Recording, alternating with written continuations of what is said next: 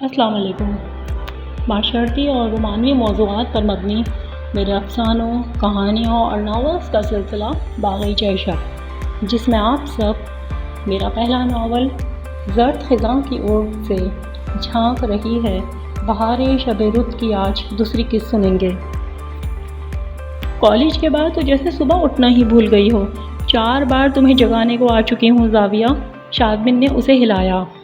اب اٹھ جاؤ نا زاویہ، مگر وہ بھی ٹس سے مس نہ ہوئی۔ اف خدایا، وہ نہ ہلی تو شادمن نے بڑھ کر اسے جھنجھوڑ ڈالا۔ اٹھتی ہو کہ پانی ڈالوں؟ یہی نہیں، شادمن نے اسے کھینچ کر اٹھا کر بٹھا دیا۔ تم سونے دو گی مجھے شادمن؟ نیند میں خلل پڑا تو زاویہ چڑ ہی گئی۔ یوں بھی نیند کے معاملے میں وہ صدا کی ڈھیٹ تھی۔ ممانی جان ناشتے پر ہمارا انتظار کر رہی ہیں اور میں تمہیں کب سے جگا رہی ہوں۔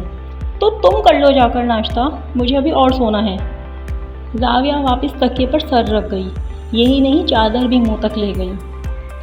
سونے دو اور تھوڑی دیر۔ چند ثانیے تک شادمن اسے کھڑی دیکھتی رہی۔ یعنی تم نہیں اٹھ رہی؟ نہیں، جواب دیتے زاویہ نے کروٹ لے ڈالی، اور تبھی شادمن نے آگے بڑھ کر اس کی چادر کھینچ لی۔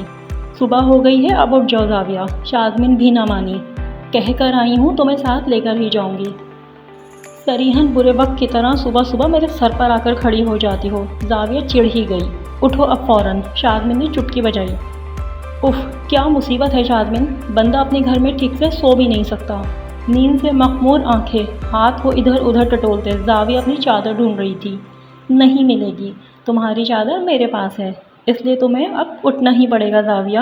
شادمن نے بھی ہمت نہ ہاری تھی۔ ویسے بہت بری ہو تم شادمن۔ شکریہ۔ اب آپ بیڈ سے نیچے تشریف لائیں گی کہ میں ہی کوئی تدبیر کروں؟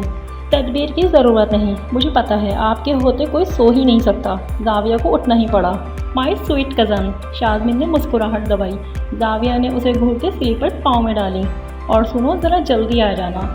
زاویہ واش روم گھسی تو شادمن بیڈ روم سے باہر آئی۔ اسے کہہ تو دیا تھا، مگر جانتی تھی وہ گھنٹے بھر سے پہلے بیڈ روم سے نہیں نکلے گی۔ السلام علیکم ممانی جان، رومانہ بیگم کے گرد بازو حائل کیے۔ وعلیکم السلام مائی سویٹ ہارٹ، جاگ گئیں؟ جی ممانی جان۔ اور تمہاری پارٹنر؟ ابھی آ رہی ہے، میں نے اسے کہہ دیا ہے کہ ناشتے پر آپ انتظار کر رہی ہیں۔ کرسی سرکائی اور سیب کھانے لگی۔ ممانی جان، ہاں بیٹا، اتنے دن سے ہم باہر آؤٹنگ کے لیے نہیں گئے۔ اور ڈنر پروگرام تو ہوا ہی نہیں۔ ہاں بیٹا، آفس کے کام اور مصروفیات۔ ثاقب، آفس میں سارا دن اس قدر مصروف اور میں اپنے سوشل ایکٹیویٹیز میں اتنی بزی ہو گئی ہوں کہ تم تینوں گھر کی لیڈیز بھی گھر کی ہی ہو کر رہ گئیں۔ ہاں، ہاضم ہوتا تو بات اور تھی۔ میں خود بھی سوچ رہی تھی، کافی دن ہوئے کوئی پروگرام نہیں بنا۔ تم دونوں بھی اپنے ایگزامس میں بزی تھیں، لیکن چلو دیکھتے ہیں۔ بلکہ میں ایسا کرتی ہوں، ناشتے کے بعد ثاقب کو فون کر دیتی ہوں۔ اگر مینیج کر سکے اور کچھ ٹائم نکال سکے تو ہم آج ہی ڈنر کے لیے جائیں گے۔ رومانہ بیگم مسکرائیں۔ تھینک یو ممانی جان۔ یو ویلکم بیٹا۔ بھابھی جان، آپ بھی اس کی باتوں میں آ گئیں۔ صباحت ناشتے کی ٹرے اٹھائے آئیں تو بیٹی کو خفگی سے دیکھا۔ ٹھیک ہی تو کہہ رہی ہے، بچیاں گھر میں بیٹھے بیٹھے بور بھی ہو جاتی ہیں۔ انہوں نے حسب عادت شازمین کا ساتھ دیا۔ بھابھی جان، آپ ہمیشہ ہی اس کی بات مانتی ہیں۔ صباحت ناشتہ ڈائننگ ٹیبل پر لگا رہی تھیں۔ کیوں نہ مانوں، بھائی میری بیٹی ہے ہی اتنی پیاری اور فرما بردار۔ اور صباحت، تم میری بیٹی کو نہ ٹوکا کرو، جانتی ہو نا اس کی کوئی بات نہیں ٹالتی ہوں۔ رومانہ بیگم لگاوٹ سے اسے دیکھ رہی تھیں۔ بالکل جانتی ہوں بھابھی جان، بالکل جانتی ہوں، تبھی تو یہ آپ سے اپنی ہر بات منوا لیتی ہے۔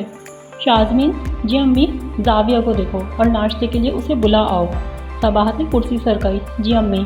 شازمین کرسی سے اٹھی اور واپس بیڈ روم میں آئی، وہی جس کا اسے اندازہ تھا۔ زاویہ آئینے کے سامنے کھڑی اپنے سراپے کو دیکھنے میں اسی طرح محب تھی۔ پاگل ہو جاؤ گی، دیکھ لینا، ہم وہاں ناشتے پر تمہارا انتظار کر رہے ہیں اور تم یہاں آئینے کے سامنے مجسمہ بنی کھڑی ہو۔ تھکتی نہیں ہو زاویہ تم؟ صبح سے رات آئینے کے سامنے خود کو دیکھتے رہنے سے۔ شازمین کی نگاہ پڑی بیڈ پر۔ زاویہ نے الماری سے سارے کپڑے نکال کر پھیلائے ہوئے تھے، اور وہی کبھی بالوں کو سمیٹتے خود کو آئینے میں دیکھتی تو کبھی بالوں کو واپس کھول کر اپنی شانوں پر پھیلا لیتی۔ آپ کو میری قسط اچھی لگے تو لائک کیجیے، کمنٹس کیجیے اور شیئر کیجیے۔ آپ کا ساتھ، آپ کا پیار میرے لیے ہے بہت خاص۔ خود بھی رہیے خوش اور دوسروں کو بھی رکھیے خوش۔